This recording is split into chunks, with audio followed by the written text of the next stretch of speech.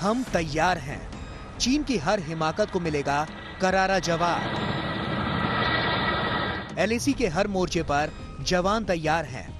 वायुसेना high alert पर है। आज लद्दाख के पहाड़ों पर थल सेना और वायुसेना ने युद्ध अभ्यास किया। आसमान में आधुनिक चिनूक हेलीकॉप्टर हुंकार भरता रहा। इसकी गर्जना चीन के लिए एक संदेश है। इस युद्धाभ्यास का मकसद थल सेना और वायुसेना के बीच तालमेल बढ़ाना था। लेकिन एक साथ 5 Su-30 अगर हमें आसमान में नजर आते हैं, इसका सीधा मतलब होता है कि आप अपनी ताकत अपने दुश्मन को दिखा रहे हैं स्पष्ट तौर पर। जहां तक सीमाओं का सवाल है, वहां पर हमारे भारतीय सेना के जवान लगातार तैनात हैं, जो लेह में मौजूद रहते हैं। उनकी ट्रेनिंग उस हिसाब से चलती रहती है, तो वो लगातार न सिर्फ फॉरवर्ड एरियाज में बल्कि यहां पर बेस पर भी।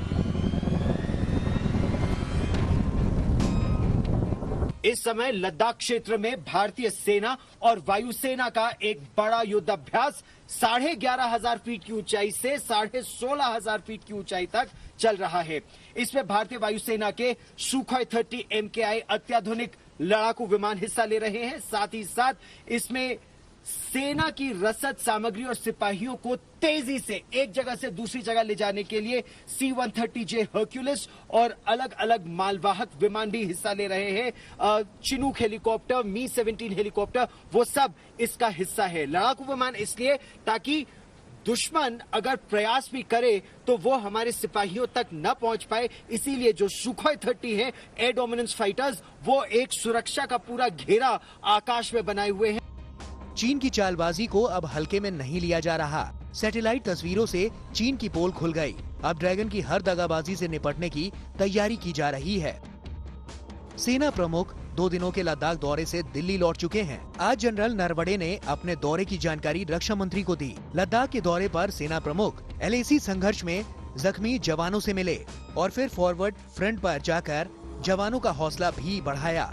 रक्षा मंत्री राजनाथ सिंह रूस के दौरे से कल ही लौटे, जहां उन्होंने न सिर्फ रूस का समर्थन हासिल किया, बल्कि रूस भी हथियारों की जल्द डिलीवरी के लिए राजी हो गया।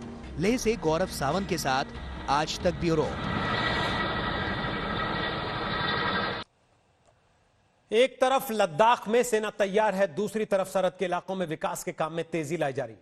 लद्दाख के सीमावर्ती गांव में संचार सुविधा को मजबूत करने का प्लान तैयार किया गया। लद्दाख में 134 डिजिटल सैटेलाइट फोन टर्मिनल स्थापित करने की योजना बनाई गई है। लद्दाख की गलवान घाटी और चुशुल जैसे इलाकों में ये फोन टर्मिनल लगेंगे।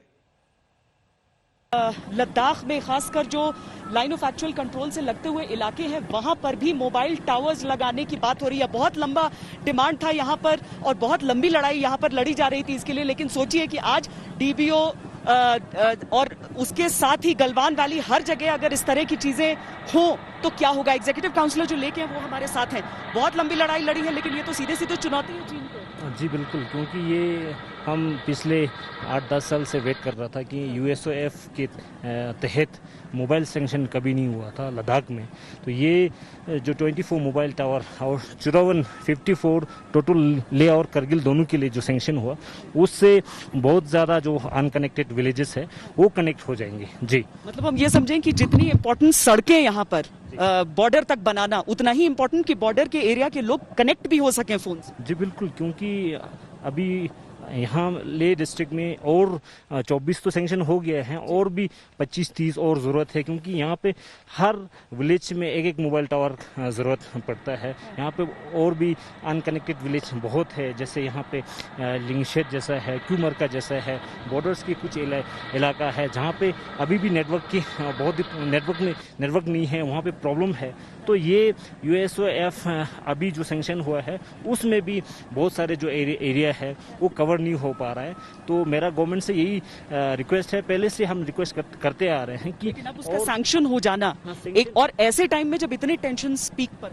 हाँ, ये बिल्कुल, क्योंकि चाइना की उस तरफ काफ़ी उन्होंने ये मोबाइल नेटवर्क वहाँ पे इंस्टॉल किया गया है। तो यहाँ पे ये स्पेशली इस टाइम पे सैंक्शन होना बहुत बड़ी अचीवमेंट है हमारे लिए। जी बस अब लोकेशन आप लोगों को देखना है और मोबाइल टावर वहां पर सेटअप। अब जो सिग्नल का प्रॉब्लम हम लोगों को भी हो रहा है यहाँ, वो नहीं होगा। हाँ बिल्कुल, अभी यूएसओएफ का जो सैंक्शन हुआ है वो बाज़ाब्ता है विलेज वाइज, जहाँ इन्होंने विलेज वाइज ये सैंक्शन हुआ है तो उसी हिसाब से वहाँ पे लगेंगी। बाकी और भी ज़रूरत पड़ेगा तो उससे काफ़ी अच्छा मीन्स हो जाएगा ये नेटवर्क। बहुत बहुत धन्यवाद हमसे बातचीत करने के लिए। Thank you.